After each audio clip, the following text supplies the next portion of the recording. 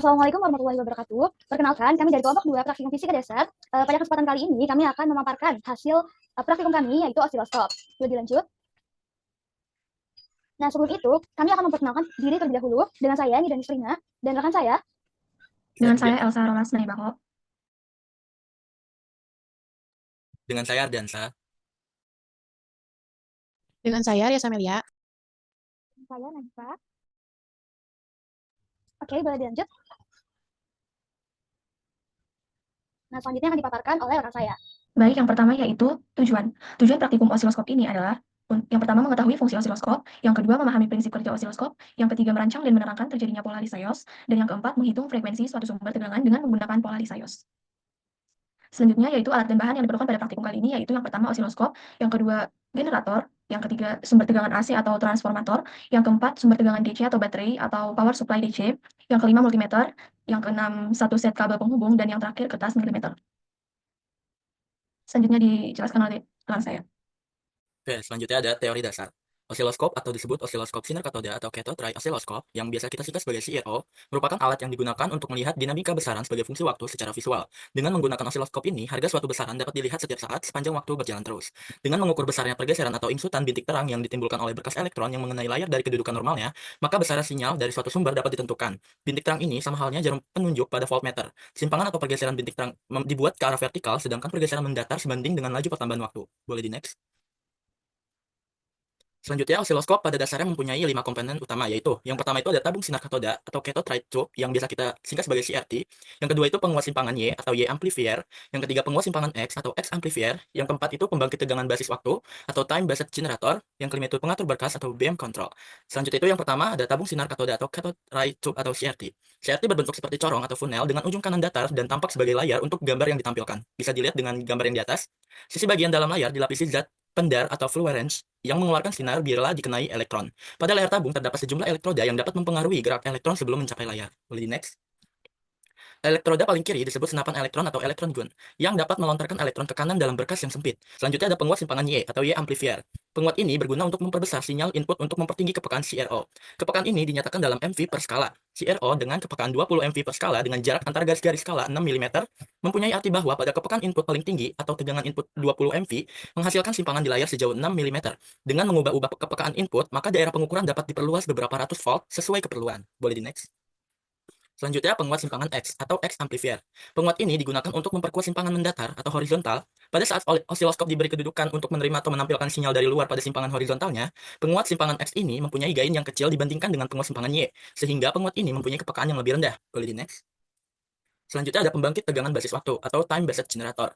Tegangan ini berbentuk gigi gergaji. Berkaitan dengan basis waktu ini, terdapat beberapa pengaturan yang berhubungan dengan sinyal parameter yang dibangkitkan, yaitu parameter-parameter tegangan gergaji sebagaimana terlihat pada gambar di bawah ini. Nah, pengaturan yang dapat diubah adalah yang pertama itu pengaturan frekuensi bertingkat atau rumusnya itu F sama dengan 1 per T. Yang kedua itu pengaturan laju lejang, rumusnya itu dVs per dt sama dengan Vs per Ts. Yang ketiga itu pengaturan kedudukan horizontal atau malar berarti mengubah VDC. Boleh di next? Selanjutnya, pengatur berkas atau BM control. Hasil dari pengaturan ini adalah berubahnya bintik terang pada layar. Perubahan ini berupa, yang pertama, intensitas, yaitu perubahan banyak elektron. Yang kedua itu fokus, yaitu perubahan besarnya titik terang. Di samping pengaturan tersebut, ada pengaturan intensitas secara otomatis yang disebut sebagai modulasi intensitas. Selanjutnya ada pola Lissajous. Jika dua buah osilasi dengan frekuensi sama atau berbeda saling tegak lurus digabungkan bersama-sama akan membentuk kurva yang disebut pola Lissajous. Nama ini dipergunakan untuk mengingat Jules Anthony Lissajous yang memperagakan kurva-kurva ini pertama kali tahun 1857. Nah, pola Lissajous ini bisa dilihat pada gambar berikut. Nah, teori dasar ini kita ngambil dari tim dosen fisika dasar tahun 2018. Selanjutnya ada teori tambahan. Menurut Sirejar, 2019, osiloskop merupakan perangkat elektronik yang berfungsi untuk menampilkan sinyal listrik dalam bentuk grafik berdasarkan waktu. Perangkat ini menggunakan tabung sinar katoda atau layar digital guna memvisualisasikan perubahan tegangan listrik. Melalui osiloskop, bentuk gelombang, frekuensi, amplitudo, serta fenomena transien suatu sinyal dapat dianalisis secara rinci. Selain itu, osiloskop membantu mendeteksi adanya gangguan atau distorsi pada sistem elektronik. Dengan manfaat tersebut, alat ini menjadi komponen penting dalam pengembangan dan penelitian di bidang elektronik, telekomunikasi maupun fisika. Baik, selanjutnya cara kerja. Yang pertama, petunjuk umum pengoperasian osiloskop. Selanjutnya yaitu petunjuk kalibrasi osiloskop. Tahap yang pertama yaitu menyalakan osiloskop dengan memutar tombol power ke arah on. Kemudian selanjutnya mengatur intensitasnya sampai memperoleh garis terang atau titik pada layar.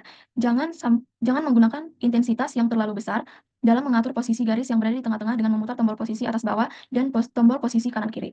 Kemudian memastikan tombol CAL voltage atau pada voltage diff berwarna merah dan CAL sweep time pada sweep time diff berwarna merah dalam keadaan maksimum. Kemudian mengatur perbesaran pada probe pada posisi 10.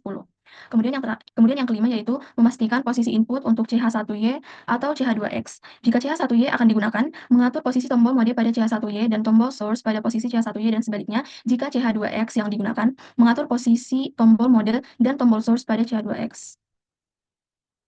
Kemudian yang selanjutnya yaitu mengkalibrasi CH2X terlebih dahulu, lalu mengaturnya seperti langkah yang kelima. Yang ketujuh yaitu menetapkan posisi ACDC pada kondisi AC. Yang kedelapan yaitu menjepit ujung probe pada titik CAL pada osiloskop. Kemudian selanjutnya penjepit probe diletakkan pada posisi ground.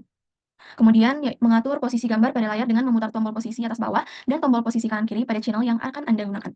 Kemudian selanjutnya memposisikan tombol level pada posisi tengah-tengah jika gambar yang tampil bergerak. Kemudian yang terakhir yaitu menghitung tegangan dan frekuensi tampil dengan rumus sebagai berikut. Perhitungan tegangan VPP. VPP jumlah kotak posisi vertikal variable volt di probe. Kemudian perhitungan frekuensi. F sama dengan 1/T yang dimana T itu adalah jumlah kotak satu gelombang. Selanjutnya dilanjutkan oleh rekan saya. Selanjutnya, mengukur tegangan dan frekuensi suatu sumber. Yang pertama, menyiapkan osiloskop. Tombol-tombol dipersiapkan sehingga dalam keadaan tanpa beban. Di layar tampak titik di mana intensitas dan fokusnya cukup dan berada di tengah-tengah. Jangan lupa meredupkan intensitasnya di bawah maksimum dan jangan terlalu lama menyalakan titik di layar. Yang kedua, menyediakan pembangkit sinyal atau sinyal generator dengan outputnya masing-masing memberikan tegangan sinusoida. Yang ketiga, dalam keadaan off, menghubungkan output pembangkit sinyal dengan osiloskop. Posisi ujung probe dihubungkan dengan positif keluaran sinyal. Penjepit pada probe ditempatkan pada ground sinyal generator. Kemudian menyalakan sinyal generator. Yang keempat, mengatur tombol switch time, diff, dan volt diff pada osiloskop seperti langkah kalibrasi untuk mendapatkan gambar sinusoida tunggal yang bagus. Yang kelima, menggambarkan pada kertas milimeter apa yang terlihat pada layar osiloskop, kemudian mencatat. Yang pertama itu kedudukan tombol pengatur osiloskop dan pembangkit sinyal. Yang B dari pengamatan di atas, tentukan tegangan sumber dan frekuensi sumber. Yang keenam, melakukan pengukuran tegangan tersebut dengan menggunakan multimeter sebanyak 5 kali pengulangan. Lalu membandingkan hasilnya dengan pengukuran melalui osiloskop dan memberi komentar. Yang ketujuh, mengulangi langkah C hingga F dengan tegangan dan frekuensi sumber yang bervariasi. Menentukan pola Lisayos. Yang pertama, memasang pembangkit sinyal 1 pada input horizontal CH2 atau X dan pembangkit 2 pada input vertikal CH1 atau Y pada osiloskop. Yang kedua, perbandingan yang digunakan sebesar 1:2, 1:3, 1:4, dan seterusnya, atau 2:1, 3:1, 4:1, dan seterusnya. Yang ketiga, mengatur frekuensi pada pembangkit sinyal 1 sebagai F1 pada channel X atau mode pada posisi X sampai 100 Hz. Kemudian, ubah mode pada posisi Y dan mengatur frekuensi pembangkit sinyal 2 sebagai F2 sampai diperoleh 200 Hz. Sehingga perbandingan F1 banding F2 adalah 1:2.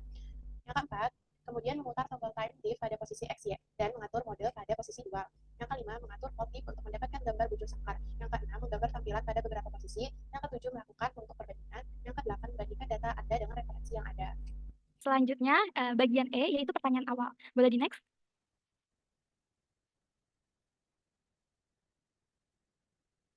Nah, soal yang pertama, tuliskan bentuk umum fungsi gelombang dan jelaskan arti masing-masing simbolnya. Nah, jadi di sini ada bentuk umum fungsi gelombang dirumuskan dengan Y dalam kurung X, T sama dengan A dikali sin dikali K dikali X dikurang omega dikali T ditambah V. Nah, untuk arti simbolnya, Y dalam kurung X, T itu merupakan nilai perpindahan gelombang pada posisi X dan pada waktu T.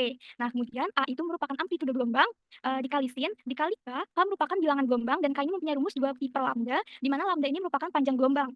Dan kemudian dikali dengan X ini merupakan posisi saat sumbu ruang di mana gelombang tersebut diukur. Kemudian dikurang omega itu merupakan frekuensi sudut yang dimana mempunyai rumus 2 pi dikali F, dan F ini merupakan frekuensi dari gelombang. Dikali T ini merupakan waktu saat gelombang tersebut diukur, dan dikali V, dan ditambah V. Dan V ini merupakan fase awal gelombang, yaitu konstanta yang menentukan posisi awal gelombang saat gelombang tersebut dalam waktu T sama dengan 0. Nah, kemudian soal yang kedua, jelaskan pengertian dari besaran-besaran berikut. Yang A, amplitude gelombang, B, periode gelombang. Dan amplitude gelombang adalah jarak atau simpangan terjauh dari titik keseimbangan dalam sebuah gelombang sinusoidal. Dan amplitude ini diukur dalam satuan volt per diff. Dan kemudian periode gelombang ini adalah waktu yang diperlukan untuk menyelesaikan satu siklus gelombang lengkap. Jadi bergerak dari satu titik kembali lagi ke titik yang sama. Dan pada gelombang transversal, satu gelombang itu dihitung dari satu bukit dan satu lembah. Nah, ini diukur dalam satuan S atau second. Boleh di next? Oke, baik. Selanjutnya yang nomor 3, soal nomor 3 yaitu gambarkan gelombang listrik sinusoida dengan amplitude 2 cm dan periode 0,02 second pada kertas milimeter. Dan ini merupakan gambar yang sudah saya buat di laporan praktikum saya, yaitu garis sumbu Y ini merupakan garis sumbu Y yang merupakan vertikal ini menandakan amplitude yaitu 2 cm. Kemudian sumbu X yang terletak vertikal ini merupakan periode dengan nilai 0,02 second. Kemudian yang keempat, sebutkan 3 bidang sains fisika yang menggunakan osiloskop. Yang pertama itu ada teknik elektro dan elektronika, yang kedua ada kedokteran, yang ketiga kimia analisis instrumental. Boleh di next? Soal yang kelima, besaran listrik yang dapat diukur dengan osiloskop secara langsung dan besaran listrik apa yang tidak diukur tidak langsung. Nah, besaran yang dapat diukur secara langsung itu yaitu tegangan, frekuensi, waktu, dan beda fase antara dua sinyal yang terjadi di osiloskop. Kemudian, untuk besaran yang diukur secara tidak langsung, yaitu ada arus dan daya. Dan soal yang keenam, apa nama tabung panjang yang ada di dalam osiloskop dan sebutkan komponen penting yang ada di dalamnya. Nah, tabung panjang yang ada di dalam osiloskop itu bernama tabung sinar katoda atau CFT. Dan komponen yang ada di dalamnya itu ada probe, panel kontrol, sistem vertikal atau sumbu Y, dan horizontal, sumbu X. Kemudian ada sumber elektron dan ada rangkaian pemicu di dalamnya. Boleh di next? Kemudian soal yang ketujuh, apa yang dimaksud dengan senapan elektron dan jelaskan secara singkat. Jadi, senapan elektron adalah suatu perangkat yang menembakkan berkas elektron ke target. Dan targetnya ini berupa fosfor pada layar televisi atau monitor CRT, cathode ray tube. Dan selanjutnya, senapan elektron itu bekerja dengan memancarkan aliran elektron yang dihasilkan dari pemanas katoda. Jadi, ketika katoda tersebut dipanaskan, maka elektron itu akan dilepaskan dan dipercepat oleh tegangan tinggi antara katoda dan anoda. Dan kemudian aliran elektron ini akan diarahkan ke layar dan menghasilkan sebuah gambar atau pola yang kita lihat. Kemudian soal yang ke-8, apa yang dimaksud dengan polarisaios? Jadi, polarisaios adalah pola visual berbentuk kurva yang terbentuk pada layar ketika dua gelombang sinusoidal itu dengan frekuensi dan amplitude tertentu diinput dimasukkan ke sumbu horizontal dan vertikal pada osiloskop. Dan bentuk pada pola ini dihasilkan sangat bergantung pada perbandingan frekuensi dan beda fase antara kedua sinyal. Jadi, bentuk pola ini tergantung nilai yang kita input di dalam osiloskop tersebut. Boleh di next? Kemudian soal yang ke-9, mengapa terjadi perbedaan pada hasil pengukuran antara osiloskop dan voltmeter? Jadi, mengapa berbeda? Karena perbedaan ini terjadi karena antara osiloskop dan voltmeter itu mempunyai perbedaan prinsip kerja, yang dimana osiloskop itu adalah alat yang digunakan untuk mengamati bentuk gelombang sinyal listrik dengan menampilkan sinyal dalam bentuk grafik pada layar. Jadi akan terlihat perubahan tegangan terhadap waktu, serta karakteristik sinyal seperti frekuensi, amplitude, dan distorsinya. Kemudian, sedangkan voltmeter itu merupakan alat yang digunakan untuk mengukur perbedaan potensial listrik antara dua titik dalam suatu rangkaian, yang dimana voltmeter ini memberikan hasil pengukuran dalam bentuk angka, dan pengukuran ini dilakukan dengan menghubungkan voltmeter tersebut secara paralel dengan komponen yang akan diukur. Jadi nanti voltmeter ini akan memberikan nilai tegangan efektif atau rata-rata. Data pengamatan. Pertama itu setelah kita melakukan praktikum, kita mendapatkan data pengamatan sebagai berikut. Yang pertama ada VPP, yang dimana VPP itu jumlah kotak posisi vertikal dikali volt diff dikali probe sama dengan 2 dikali 1 dikali 1 sama dengan 2 volt. Selanjutnya untuk frekuensi 274 Hz. Nah, VPP-nya itu 2V. VPP-nya itu 2V, F-nya itu sama dengan 1 per T, di mana T itu jumlah kotak 1 gel dikali V time diff. Nah, T itu kita dapatkan 8 dikali 2 dikali 10 pangkat min 3 sama dengan 3,6 dikali 10 pangkat min 3. Masukin ke rumus yang 1 per T, F-nya sama dengan 1 per 3,6 dikali 10 pangkat min 3 sama dengan 0,277 dikali 10 pangkat min 3. Hasil F-nya itu sama dengan 277. Untuk VM-nya yang pertama kita mendapatkan 0,506, yang kedua 0,506, yang ketiga 0,506, yang keempat 0,505, dan yang kelima 0,505. Untuk Vmax, rumusnya itu 1 per 2 VPP sama dengan 1 per 2 dikali 2 volt sama dengan 1 volt. VF sama dengan rumusnya itu Vmax per akar 2 sama dengan 1 per akar 2 sama dengan 0,707.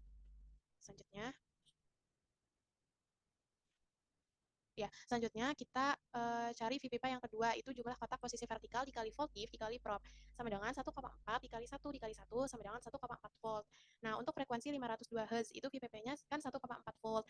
F-nya itu pakai rumus 1 per T, dan di mana T-nya itu jumlah kotak 1 gel dikali V time diff. T-nya itu untuk 502 Hz kita dapatkan 2 dikali 1 dikali 10 pangkat min 3 sama dengan 2 dikali 10 pangkat min 3. F-nya jadinya 1 per 2 dikali 10 pangkat min 3 sama dengan 0,5 dikali 10 pangkat min 3. F-nya kita hasilkan 500. Untuk VM-nya kita dapatkan yang pertama 0,504, yang kedua 0,505, yang ketiga 0,506, yang keempat 0,506, dan yang kelima 0,507. Untuk Vmax di mana rumusnya itu setengah dikali VPP sama dengan setengah dikali 1,4 volt sama dengan 0,7. Untuk VF di mana rumusnya Vmax sama dengan Vmax per akar 2 sama dengan 0,7 per akar 2, kita hasilkan 0,494. Selanjutnya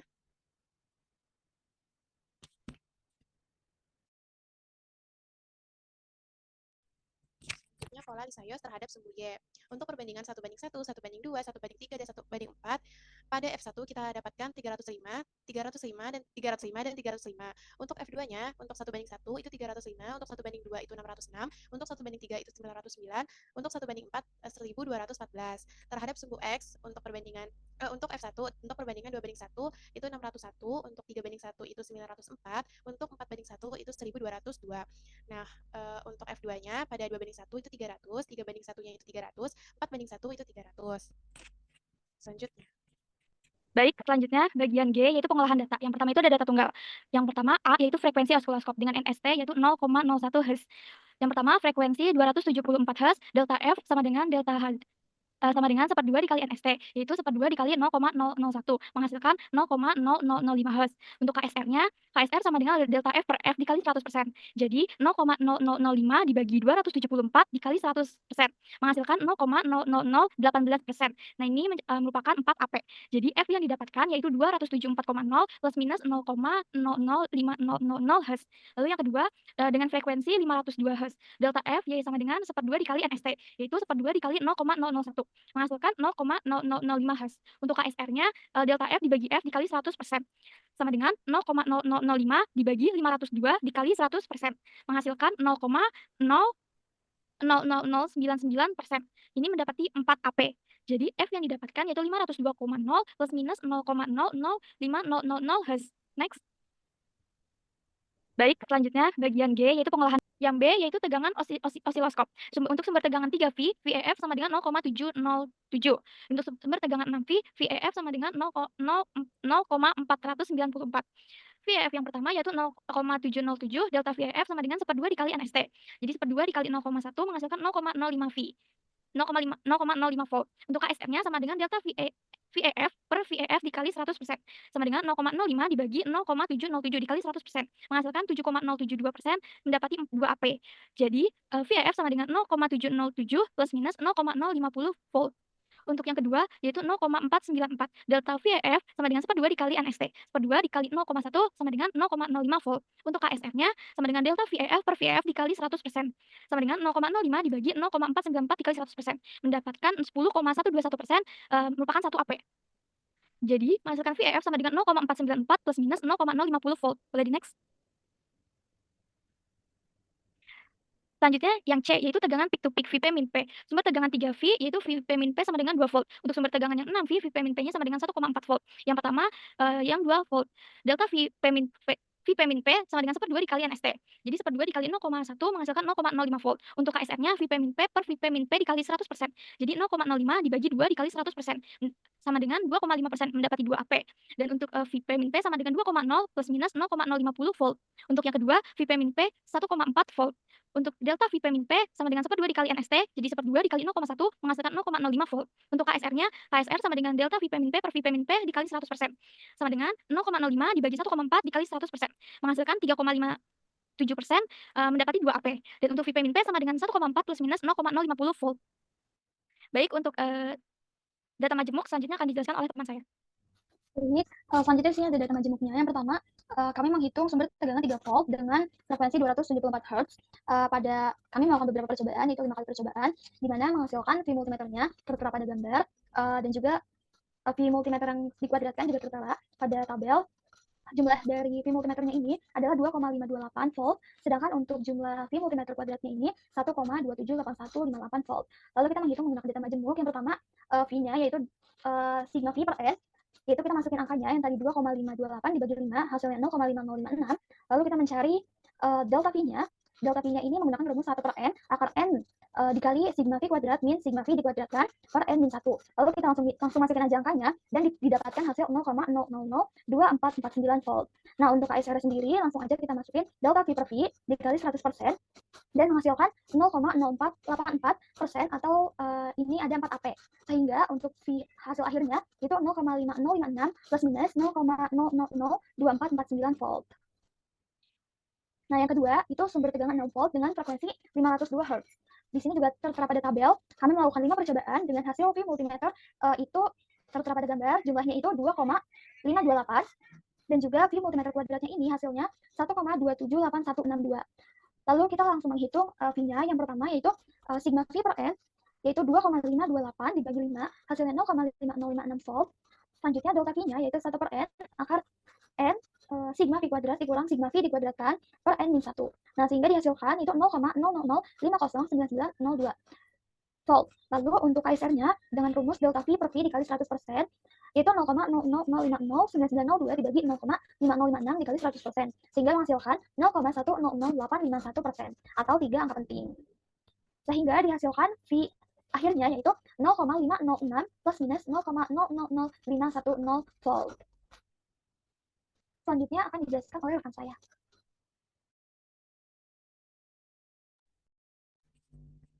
Baik, selanjutnya perhitungan.